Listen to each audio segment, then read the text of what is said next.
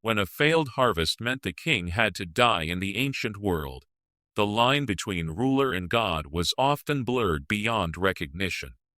Kings weren't just political leaders.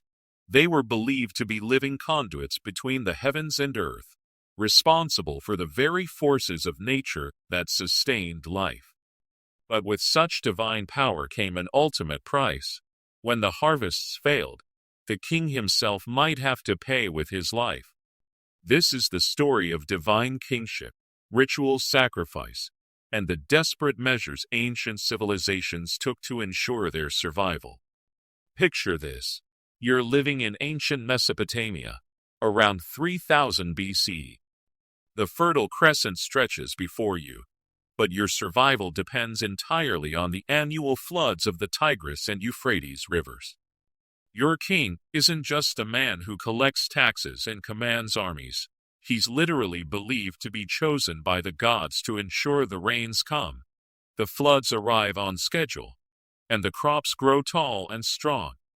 This belief system, known as divine kingship, existed across countless ancient civilizations. From the pharaohs of Egypt to the priest kings of early Mesopotamian city-states, from Celtic chieftains to African tribal leaders, rulers were seen as sacred intermediaries who maintained the cosmic balance that kept their people alive.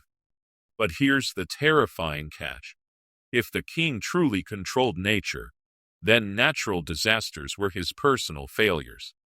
A drought wasn't just bad weather, it was proof that the king had lost favor with the gods, or worse, that his divine power was weakening. Imagine the growing dread as the rainy season passes, without adequate precipitation. The irrigation channels run dry. The grain withers in the fields. Livestock begin to die. Granaries that should be overflowing stand nearly empty. In our modern world, we understand the complex meteorological and agricultural factors that cause crop failures. But to ancient peoples, there was only one explanation. Their divine king had failed in his most sacred duty. The whispers would start in the marketplaces. Priests would examine the omens and shake their heads gravely. The very foundation of society, the belief that their ruler could commune with the gods and ensure prosperity, was crumbling before their eyes. What happened next varied by culture, but the pattern was remarkably consistent across civilizations that practiced divine kingship.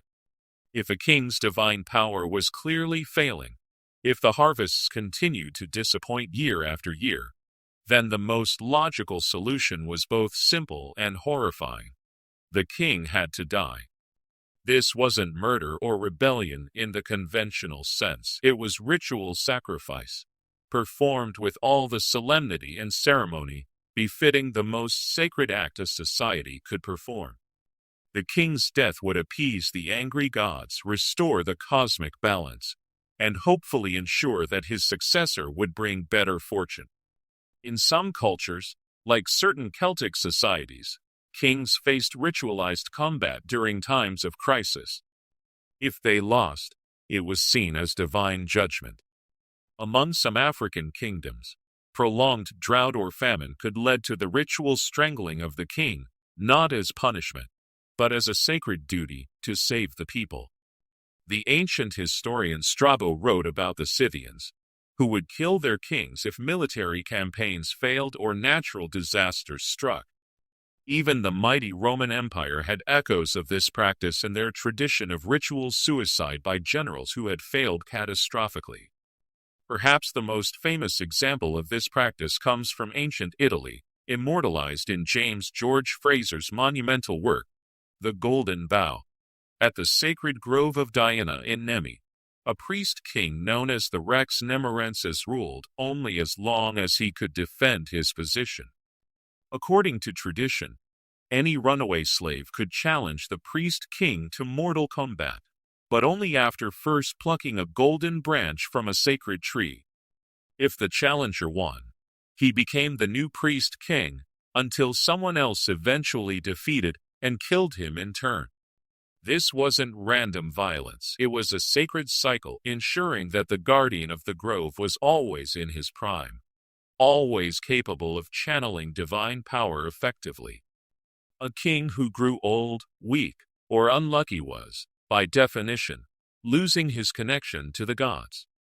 Even in mighty Egypt, where pharaohs were considered living gods, the pressure was immense.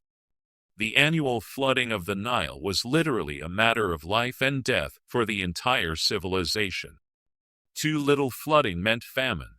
Too much meant destructive floods that wiped out settlements.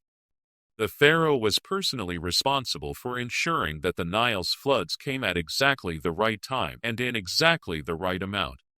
Elaborate ceremonies, offerings, and rituals were performed to maintain this cosmic responsibility. While Egyptian pharaohs rarely faced ritual execution for failed harvests, they did face something potentially worse: the complete loss of legitimacy and the collapse of their dynasty.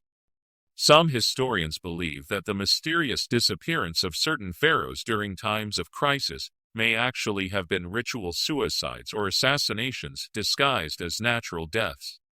From our modern perspective, it's easy to dismiss these beliefs as primitive superstition. But consider the psychological logic at work.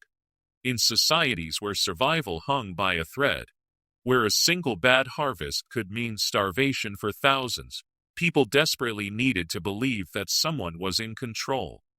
Divine kingship provided that sense of control.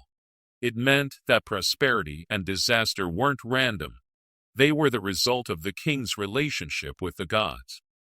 And if things went wrong, there was always a solution. Replace the failing king with someone whose divine power was still strong. This system also served as a powerful check on royal power. A king might command armies and control vast wealth, but he could never forget that his ultimate legitimacy depended on forces beyond his control. Every failed harvest was a reminder that his life hung in the balance.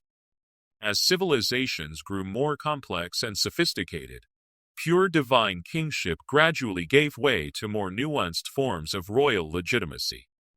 Kings became military leaders, lawgivers, and administrators rather than just ritual figures. The development of more advanced agricultural techniques, trade networks, and food storage systems meant that single crop failures were less catastrophic. But echoes of these ancient beliefs persisted for millennia. Medieval European kings still claimed divine right. Chinese emperors ruled under the mandate of heaven. And even modern democracies often blame their leaders for economic downturns and natural disasters. The next time you hear someone blaming a politician for a hurricane, a drought, or economic hardship, remember, you're witnessing the faint echo of humanity's oldest political tradition. The belief that our leaders are somehow responsible for forces far beyond any mortal's control. In the ancient world, that belief could quite literally be a matter of life and death.